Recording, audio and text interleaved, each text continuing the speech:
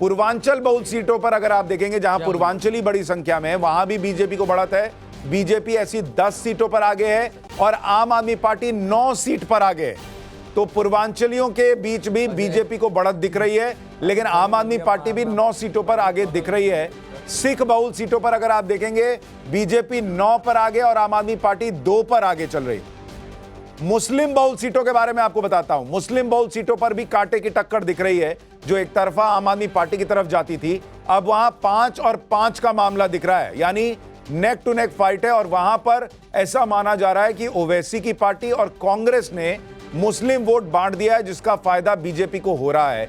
50 और 19 का मामला इस वक्त बना हुआ है और अरविंद केजरीवाल खुद अपनी सीट पर इस वक्त जब हम बात कर रहे हैं तो अरविंद केजरीवाल भी पीछे चल रहे हैं। ये लगातार तस्वीर बनी हुई है। मुझे ये बताइए राजगोपालन सर, क्या ये जो 50 सीटें हैं और अगर ये ऐसी रहती हैं और बीजेपी की सरकार बनती है, पहले हरियाणा, फिर महाराष्ट्र और अब दिल्ली और बिहार भी ऑलमोस्ट मुझे लगता है कि एनडीए निकाल ही लेगा। जो लोग कह रहे थे मोदी कमजोर हो गए हैं, क्या वो नैरेटिव पूरी तरह से खत्म होगा? सुशांत बाबू, ये 25 में रोकना नहीं है, 26 के भी जाओ। बंगाल, तमिलनाडु, केरला है, उसमें भी बढ़क है। लेकिन संजय झा से बंगाल कहां बीजेपी जीत रही है? नहीं, 26 में मैं कह रहा हूं, एक साल है और। एक साल है और। कैसे ओडिशा लिया बीजेपी ने, कैसे ओडिशा लिया, मिजोरम लिया, कैसे त्रिपुरा लिया। सेकेंड थिंग, संजय झा से हट करके मैं डिबेट के वास्ते में बोल रहा हूँ। संजय झा गुड फ्रेंड है, वर्मा जी की तरह मारने नहीं आएगा। लेकिन एक बात है, संजय झा को एकदम मैं कहना चाहता हूं, ये रीजनल पार्टीज का ये चेतावनी है।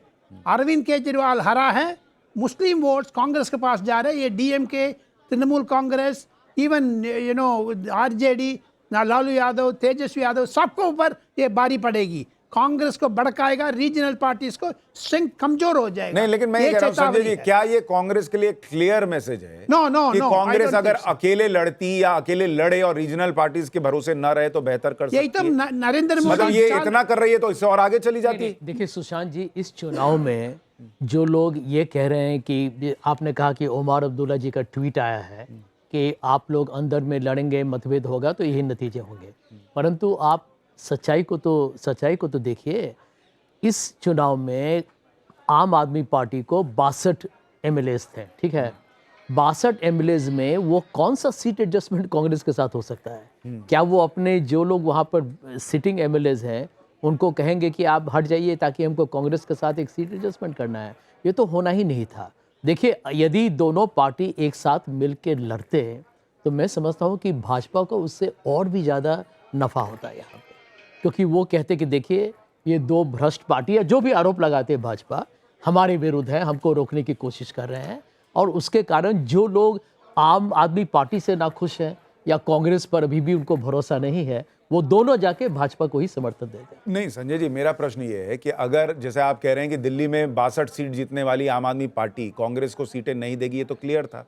तो अगर कांग्रेस पार्टी लोकसभा में आम आदमी पार्टी के साथ गठबंधन नहीं करती और तभी से अपने कार्यकर्ताओं को मैसेज देती कि दिल्ली की तैयारी करो, हम केजरीवाल को करप्ट मानते हैं, हम केजरीवाल को शीश महल में रहने वाला मानते हैं, हम केजरीवाल को यमुना साफ न करने वाला मानते हैं, हम केजरीवाल को भ्रष्टाचारी मानते हैं, तो दिल्ली में जो कांग्रेस की 1 सीट दिख रही है और कांग्रेस की वजह से बीजेपी की 48 सीटें आती दिख रही हैं, क्या ये कांग्रेस की सीटें बढ़ी हुई दिखती?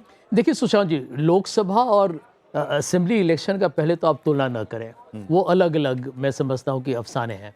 लेकिन गौर करना इस बात पर है कि कांग्रेस पार्टी के लिए जो सबसे बड़ा जो भी सर, एक बहुत बड़ी खबर आ रही है, बहुत बड़ी खबर, और ये बड़ी खबर आ रही है नई दिल्ली सीट से। वहां अब अरविंद केजरीवाल मात्र 74 वोट से पीछे रह गए हैं। यानी अरविंद केजरीवाल ने कमबैक किया है नई दिल्ली सीट पर, जहां वो सुबह से लगातार पीछे चल रहे थे, परवेश वर्मा आगे चल रहे थे। अब नई दिल्ली सीट पर अरविंद केजरीवाल की वापसी होती दिख रही है। मात्र 74 वोट का अंतर है परवेश वर्मा और अरविंद केजरीवाल के बीच में इस वक्त। और यह सुनकर नव्यान शर्मा के चेहरे पर खुशी। नव्यान भाई, ये तो वापसी के संकेत हैं क्या? सर, मैं आपको अंदर का ऑफिशियल डेटा दे रहा हूं कि अरविंद केजरीवाल जी आगे हो गए हैं। आगे हो गए हैं, पास भी आ जाएगा। अरविंद केजरीवाल जी भी आगे हो गए हैं, मनीष सिसोदिया जी भी आगे हो गए हैं, 100%, और 37 सीट्स पर हम आगे हो गए हैं। मैं आपको यही कह रहा हूं कि हमें इतनी जल्दबाजी नहीं करनी चाहिए। अब ये जो आपके स्टूडियो में एक्साइटेड होके इतना खुश हो गए, मैं कह रहा हूं अब रुको, थोड़ा सा सब्र करो। देखिए अभी आप आएंगे चूंकि नतीजे, पीछे चल रहे अभी तो हैं शुरुआत है, तो एक ही आपको राउंड हुआ जल्दबाजी अभी में तो मजा नहीं आ दिल्ली रहा के अंदर। लेकिन दर्शक जल्दी जल्दी देखना चाहता है, तो आप अभी आप आगे हो जाएंगे, मान लीजिए 40 क्रॉस करेंगे, आपको भी इसी में आनंद आएगा कि जल्दी जल्दी मुझे जिताओ। तो इसलिए कोई बात नहीं, थोड़ा पब्लिक का इंटरेस्ट बने रहने देना चाहिए। नई दिल्ली सीट पर केजरीवाल वापसी कर रहे हैं, नव्यान शर्मा कह रहे हैं केजरीवाल आगे हो गए। क्षेत्र में अंत तक लड़ाई होगी। मैं अंत आपको तक। कह रहा हूं, किसी की भी जीत हार होगी, वो 3 से 4 हजार के आसपास की जीत हार होगी। और दिल्ली में भी कम से कम 30 सीट तो ऐसे हैं जहां बहुत लास्ट तक लड़ाई होगी। चक्कर है, मतलब आम आदमी पार्टी गिरी है, बीजेपी बढ़ी है, लेकिन आम आदमी पार्टी खत्म नहीं हुई है। उसका एक जो बेस वोट बैंक बना हुआ है वो है। तो और कांग्रेस के बारे में जो रणनीतिक वोट करते हैं जो लोग कि भाई बीजेपी को हराना है और कांग्रेस अच्छी नहीं है, तो वोट कहां दे सकते हैं? वो भी एक वोट आम आदमी पार्टी को। नव्यान जी, आप जो कह रहे हैं, आपके पास आपकी इंटरनल रिपोर्ट आ रही है कि आम आदमी पार्टी अभी 37 सीटों पर आगे है। आपकी इंटरनल रिपोर्ट में बीजेपी कितने पे आगे है? सर बीजेपी 23 पे आगे है। 23। आम आदमी पार्टी 37 पे आगे, बीजेपी 23 पे तो आगे, फिर बाकी मनीष जी 10 भी आगे सीट चल कहाँ रहे हैं है? और अरविंद जी भी आगे चल रहे हैं। बाकी 10 सीट तो अभी मैं वही आपको बता रहा हूँ, जितनी हमारे पास कंफर्म आती जा रही है, मैंने आपको वही बताया है। और भी आ जाएंगी, मैं आपको और बता दूंगा। और दूसरी बात, अभी आप जो अलग अलग जो पूर्वांचली भाइयों का अलग बता रहे थे, पंजाबी भाइयों का अलग बता रहे थे, आप अपना भी टोटल कर लीजिए, वो भी 20 से ज्यादा है। जो रुझान आप दिखा रहे हैं उससे ज्यादा है वो। तो मेरा डेटा सही है, आप अपने डेटा के साथ मैच कर लीजिए, मैच कर रहा है। ठीक है। संजय सिंह केजरीवाल के घर मिलने पहुंच गए। नई दिल्ली सीट पर पहले राउंड की काउंटिंग कंप्लीट हो गई है। देखिए, अमानतुल्लाह खान 1,30,000 से जीते थे ओखला में। अमानतुल्लाह ना 1,30,000, अरे भाई 1,30,367 वोट से, सुनिए ना, तो जीते थे। अगर वो 10,000 5,000 वोट से पीछे चल रहा है तो इसमें कैसे ये स्थिति बनेगी? वहां तो किसी को वोट ही नहीं आया था ना ओखला में, दूसरे किसी उम्मीदवार को वोट ही नहीं था। तो अगर वो 5,000 अमानतुल्लाह खान के लिए तो ये भी लोग कह रहे थे, जो स्थानीय लोग थे, कि अमानतुल्लाह खान बहुत एरोगेंट हो गए। उनको ऐसा लगता था कि मैं अपने बूते जीत रहा हूं, जिसको मिलना है मिलो, नहीं मिलना है जाओ। बीजेपी का अयोध्या इंपॉर्टेंट सीट हारने के बाद पीछे हट गया, ऐसे अमानतुल्लाह खान का अरविंद केजरीवाल को धोखा दिया। अच्छा, अदरवाइज सेशन बाग, CAA और NRC, ये चार आंदोलन है ना, परसों भी ED अरेस्ट किया है। सो एवरीथिंग पुट टुगेदर, मुझे लगता है अमानतुल्लाह खान ने अरविंद केजरीवाल को पीछे खड़ा करा दिया। अरविंद केजरीवाल की सीट एक बार रमेश बिदूरी कुछ कह रहे हैं, सुन लेते हैं। ये लोगों की एक्सपेक्टेशंस थी, तो इसलिए आपदा से मुक्ति मिलेगी आज शनिवार के सूर्योदय होने पर।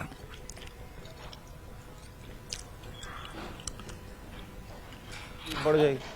क्यों कर रहे हैं जबरदस्ती? सब आराम से बैठे हैं, इसी चल जा रहा है बीच में।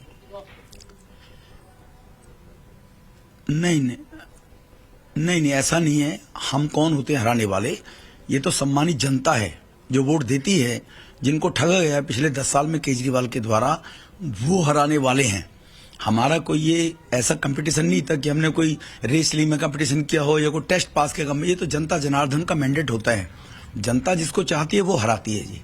तो जनता का मैंडेट है और मोदी जी पर विश्वास है। तो मुझे तो लगता है कि कालका जी के लोग देंगे। तो मोदी जी ने जो कहा है कि दिल्ली का भी विकास करेंगे, तो मोदी जी के विश्वास को ध्यान में रखते हुए लोग वोट दे रहे हैं। बिदूरी जी, आम आदमी पार्टी ने बीजेपी का नाम गाली गलौज पार्टी रख दिया था आपके कुछ स्टेटमेंट्स के बाद। बिदूरी जी, आज अगर जनता आपको चुनती है तो क्या जवाब देंगे? मेरी कोई स्टेटमेंट, आई एम सॉरी, वो तो 14 करोड़ भी कह रहे थे, वो तो सबको भ्रष्ट बताते थे केजरीवाल तो, और मीडिया उन चीजों को पकड़ लेती है। आई एम सॉरी, केजरीवाल ने कहा अपनी पार्टी के लोगों को इनको लात मार के भगाना चाहिए। कहाँ लात मार के? मैं शब्द नहीं बोलना। ये गाली है या जो मैंने बोला वो गालियां हैं? केजरीवाल ने कहा था कि मोदी देशद्रोही है, ये गाली है या वो गाली है जो हम बोलते हैं? तो इसलिए गाली गलौज तो केजरीवाल, दिल्ली पुलिस के जवानों के लिए किस भाषा का केजरीवाल जी ने उपयोग किया, तो केजरीवाल गाली गलौज है, हम गाली गलौज हैं। तो इसीलिए मीडिया एक नैरेटिव सेट करने का प्रयास करती है अपनी टीआरपी बढ़ाने के लिए। मीडिया को बैलेंस दिखाकर केजरीवाल की वो स्टेटमेंट दिखाने चाहिए।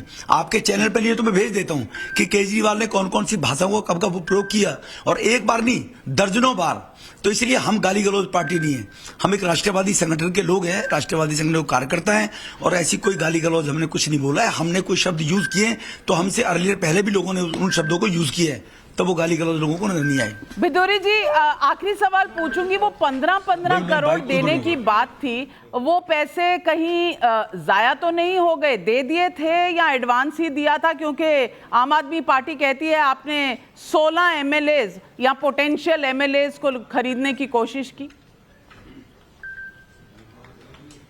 देखो ये झूठे लोग हैं। आम आदमी पार्टी बताए, आम आदमी पार्टी बताए कि किसको दिए, किस फोन से, कब दिए, ये आम आदमी पार्टी बताए पहले, ठीक है ना।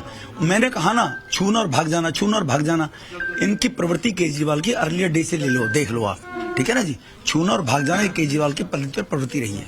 अभी इस वक्त की लीड्स 48 बीजेपी के लिए, 21